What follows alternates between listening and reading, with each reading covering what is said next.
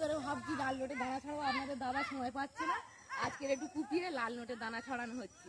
জায়গাটা ফাঁকা পড়েছিল, তাই কি লাল নোটের দানা পালং শাক এটা ছড়ানোর জন্য, যাতে আমরা খেতে পারি ঘরে গিয়ে। আগে আগে তুলতাম যখন এখানে থাকতাম, এখন তার থাকি না, তোলা হয় না। আবারই নতুন করে সব করেছে, তুলছি, কি ভালো লাগছে এগুলো।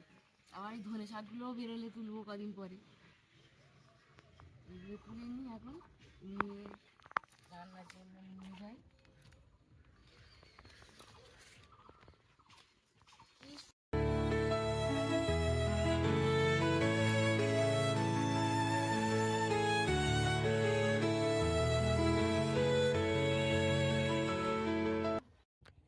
এগুলোতেই আমাদের হয়ে যাবে, আমরা 4 জন লোক, তাই অনেকগুলো তুলে ফেলেছি।